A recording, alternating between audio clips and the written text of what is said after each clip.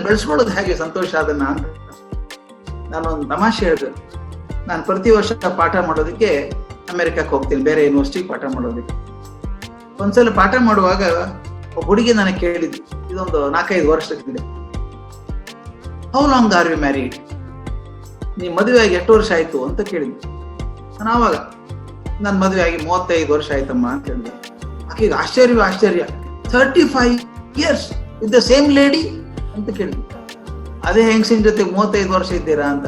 ನಾ ಇದೆ, ನಮ್ಮಲ್ಲಿ ಅದು ವಾರ್ಷಿಕ ಪ್ರೋಗ್ರಾಮ್ ಅಲ್ಲಮ್ಮ, ನಾವು ಒಮ್ಮೆ ಲಗ್ನ ಆಗೋರು, ಅದರಿಂದ ಏನು ಆಶ್ಚರ್ಯ ಪಡ್ಬೇಕಾಗಿಲ್ಲ. ಮತ್ತೆ ಇನ್ನೊಂದು ಹೇಳಿದೆ ಆಕೆಗೆ, ನನ್ ನೋಡಿ ಆಶ್ಚರ್ಯ ಪಡ್ಬೇಡ ನೀನು, ನನ್ನ ಅಜ್ಜ ಅಜ್ಜಿ ಮದುವೆ ಆಗಿ 75 ವರ್ಷ ಬದುಕಿದ್ರು ಗಂಡ ಹೆಂಡತಿ. ಅಯ್ಯೋ, ಜಗಳಾಡ್ತಿರ್ಲಿಲ್ವಾ ಅವರು ಅಂತ ಕೇಳಿದ್ವಿ. ಆಯ್ತಾ, ಜಗಳಾಡ್ತಿದ್ರು. ಜಗಳಾಡಿದ್ರೆ 7 ಜನ್ಮದ ವೈರಿಗಳ ಜಗಳದಾಗ ಜಗಳಾಡ್ತಾ ಇದ್ರು. ಆದ್ರೆ ಮತ್ತೆ ಮೋಕ್ಷ ಮತ್ತೆ ಪ್ರೀತಿ.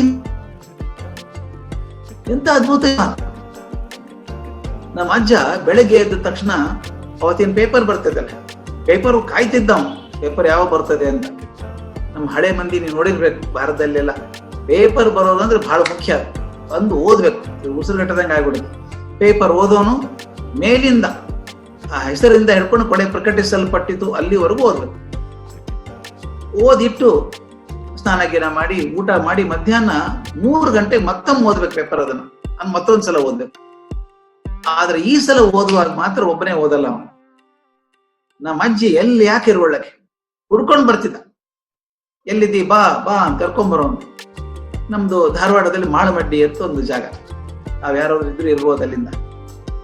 ಆ ಮಾಳಮಡ್ಡಿಯಲ್ಲಿ ಒಂದು ದೊಡ್ಡ ಮಾವಿನ ಗಿಡದ ಕೆಳಗೆ ಒಂದು ಬಾವಿ ಇತ್ತು. ಬಾವಿ ಪಕ್ಕ ಒಂದು ಬೆಂಚ್. ಆ ಬೆಂಚ್ ಮೇಲೆ ಅಜ್ಜ ಕೂಡ್ಬೇಕು, ಅಜ್ಜಿನ ಕರ್ಕೊಂಡ್ ಬರ್ಬೇಕು, ಎಲ್ಲಿದ್ರು ಕರ್ಕೊಂಡ್ಬರೋದು. ಕರ್ಕೊಂಡ್ ಬಂದು ಮತ್ತೆ ಇಡೀ ಪೇಪರ್ ಮತ್ತೆ ಮೊದ್ಲಿಂದ ಓದ್ಬೇಕು. ಇಲ್ಲೊಂದು ವಿಶೇಷ ಏನು ಅಂದ್ರೆ, ನಮ್ಮ ಅಜ್ಜಿಗೆ ಕಿವುಡು ಅಂದ್ರೆ ಅಸಾಧ್ಯ ಕಿವುಡು, ಏನೇನೂ ಕೇಳಿಸ್ತಿರ್ಲಿಲ್ಲ. ಅವ್ರು ಸಣ್ಣ ಒಳದಾಗ ಏನೋ ಹಾವು ಕಡ್ದು ಬಿಡ್ತಂತೆ, ಯಾವನೋ ವೈದ್ಯ ಪಂಡಿತ ಕಿವಿಯಲ್ಲಿ ಔಷಧಿ ಹಾಕ್ಬಿಟ್ಟಿದ್ದಾನೆ, ಕಿವಿ ಎರಡೂ ಕೇಳಿಸಲ್ಲ.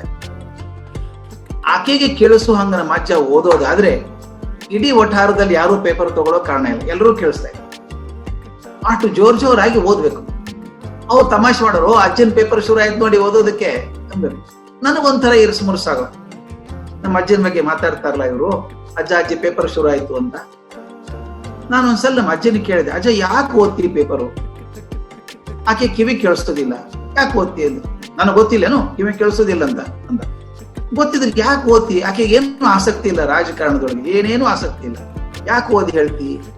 ಅವನು ಹೇಳ್ದ, ಹುಚ್ಚ, ನನಗೆಲ್ ಬೇಕಾಗ್ಯದ ಓದಿ ಹೇಳೋದು, ಆದ್ರೆ ಮುದುಕಿಗೆ ಸಮಾಧಾನ, ಗಂಡ ತನಗೋಸ್ಕರ ಏನೋ ಮಾಡ್ತಾನೆ ಅಂತ ಸಮಾಧಾನ ಇರ್ತದೆ ಮುದುಕಿಗೆ. ಆಮೇಲೆ ನಮ್ಮ ಅಜ್ಜಿನ ಕೇಳಿದೆ, ನೀ ಯಾಕೆ ಕೇಳಿಸ್ಕೋತೀಯ ಸುದ್ದಿ? ನಿನಗೇನೇನು ಅರ್ಥ ಆಗುದಿಲ್ಲ ರಾಜಕಾರಣ. ಕೊನೆವರೆಗೆ ಮುರಾರ್ಜಿ ಅನ್ಲಕ್ ಬರಲಿಲ್ಲ ಆಕೆಗೆ, ಮುರಾರಿ ಅಂತಿದ್ರು. ನೀ ಯಾಕೆ ಕೇಳ್ತೀಯ ಅದನ್ನ ರಾಜಕಾರಣ ಸುದ್ದಿ ಅಂತ? ನನಗೆಲ್ ಬೇಕೋ ಮಾರಾಯ ರಾಜಕಾರಣ ಸುದ್ದಿ, ನನಗೆಲ್ ಬೇಕು, ಬೇಕಾಗಿಲ್ಲ. ಆದ್ರೆ ಪಾಪ ಅವ್ರಿಗೆ ಸಮಾಧಾನ ಆಗ್ತದಲ್ಲ ಅಂತ ಕೂತು ಕೇಳ್ತೀನಿ ಅಂತ. ನಾನು ಹೇಳಿದೆ, this is the reason as to why they lived happily for 75 years. 75 ವರ್ಷ ಸಂತೋಷವಾಗಿರೋದಕ್ಕೆ ಕಾರಣ ಅದು. ಸಣ್ಣ ಕೆಲಸ ದಯವಿಟ್ಟು ತಿಳ್ಕೊಳ್ಳಿ. ಮದುವೆಗಳು ಗಟ್ಟಿ ಆಗೋದು ಡೈಮಂಡ್ ನೆಕ್ಲೆಸ್ ಇಂದ, ಇಂಪೋರ್ಟೆಡ್ ಕಾರಿಂದ ಅಲ್ಲ. ಸಣ್ಣ ಪುಟ್ಟ ಅಂಡರ್ಸ್ಟ್ಯಾಂಡಿಂಗ್ ಇದೆಯಲ್ಲ, ಸಣ್ಣ ಪುಟ್ಟ ಕೊಡ್ಕೊಳ್ಳುವಿಕೆ, ಸಣ್ಣ ಮೆಚ್ಚುಗೆ, ಸಣ್ಣ ಪ್ರೀತಿ, ಇದು ಬಹಳ ಮುಖ್ಯ ಅಲ್ವಾ? ಯಾವಾಗಲೂ ಸಂಸಾರ ಚೆನ್ನಾಗಿರೋದು ಸಣ್ಣ ಪುಟ್ಟ ಹೊಂದಾಣಿಕೆಗಳಿಂದಾನೇ ಹೊರತು ದೊಡ್ಡ ದೊಡ್ಡ ಕಾಣಿಕೆಗಳಿಂದ ಅಲ್ಲ. ಏನು ಬೇಕಾಗಿಲ್ಲ, ಸಣ್ಣದು. ಅದಕ್ಕೊಂದು ಮಾತು ಹೇಳ್ತಾರೆ, ನಿಮಗೆ ಇಷ್ಟವಾದಲ್ಲಿ ನಾನು ಹೆಂಡತಿ ಹಿಂಗಿರ್ಬೇಕು, ಹೆಂಡತಿ ಹಿಂಗಿರ್ಬೇಕು ಅಂತ ಗಂಡ ಅಪೇಕ್ಷೆ ಮಾಡಿ. ನಮ್ ಡಿ ವಿ ಗುಂಡಪ್ಪವ್ರು ನಮ್ಗೆ ಹೇಳೋರು, ಅಲ್ಲಪ್ಪ ನಿಮ್ ಹೆಂಡತಿ ಸೀತಮ್ಮನಂಗಿರ್ಬೇಕು ಅನ್ನೋದಾದ್ರೆ ನೀ ರಾಮನಂಗಿದ್ದೀಯಾ ಅಂತ ಕೇಳೋರು. ಅಥವಾ ಆಕೆ ರಾಮನಂತ ಗಂಡ ಬೇಕು ಅಂದ್ರೆ ನೀ ಸೀತಮ್ಮನಂಗಿದೀಯಾ? ನಾವ್ ಯಾರೂ ಇಲ್ಲ. ಆದ್ರಿಂದ ನಾವೇನ್ ಮಾಡ್ಬೇಕು ಅಂದ್ರೆ ಗಂಡನೊಳಗೆ ಇರುವಂತಹ ಒಳ್ಳೆ ಗುಣಗಳನ್ನ ಎತ್ತಿ ತಗೋಬೇಕು, ಹೆಂಡತಿಯಲ್ಲಿರುವಂತ ಒಳ್ಳೆ ಗುಣಗಳನ್ನ ಎತ್ತಿ ತಗೋಬೇಕು. ಇದು ಇಂಗ್ಲಿಷ್ ಅಲ್ಲಿ ಒಂದು ದೊಡ್ಡ ಫಿಲಾಸಫಿ ಇದೆ, don't catch people wrong, catch people right ಅಂತ. ನಮ್ ಸ್ವಭಾವ ಹೇಗಿದೆ ಅಂದ್ರೆ, ನನಗೆ ಗೊತ್ತಿತ್ತು ಹಿಂಗ್ ಮಾಡ್ತಿ ಅಂತ. ಕಲ್ಪನೆ ಮಾಡಿ ನೋಡಿ, ನಮ್ಮ ಮನಸ್ಸಿನ ಇರೋದೇ ಏನಾದ್ರೂ ಒಂದು ತಪ್ಪಾಗ್ಬಿಟ್ರೆ ನನಗೆ ಗೊತ್ತಿತ್ತು ನೀ ಮಾಡ್ತಿ ಅಂತ. ಗೊತ್ತಿದ್ದು ಸುಮ್ನೆ ಹಾಕಿದ್ರಿ ಮೊದ್ಲೇ?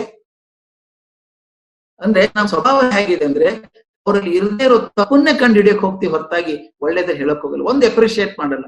ಅದಕ್ಕೆ ಅದು ಹೇಳ್ತಾರೆ, ನಮ್ಮ ಅಜ್ಜ ಅಜ್ಜಿ ಅಂತ ಹೇಳ್ಬೇಕಾದ್ರೆ ಅದು ಹೇಳ್ತಿದ್ದೆ, ಏನ್ ದೊಡ್ಡದು ಬೇಕಾಗಿಲ್ಲ, ಒಂದು ಒಳ್ಳೇದು, ಒಂದು ಅಡ್ಜಸ್ಟ್ಮೆಂಟ್, ಒಂದು ಸಣ್ಣ ಕೊಡ್ಕೊಳ್ಳುವಿಕೆ, small exchange of good ideas is enough. ಸಂಸಾರ ಚೆನ್ನಾಗಿರೋ ಕಾರಣ. ಈ ಸ್ಫೂರ್ತಿದಾಯಕ ಮಾತು ನಿಮಗೆ ಇಷ್ಟವಾದಲ್ಲಿ ನಮ್ಮ ಚಾನಲನ್ನು ಸಬ್ಸ್ಕ್ರೈಬ್ ಮಾಡಿ, ಲೈಕ್ ಮಾಡಿ, ಶೇರ್ ಮಾಡಿ. ಧನ್ಯವಾದಗಳು.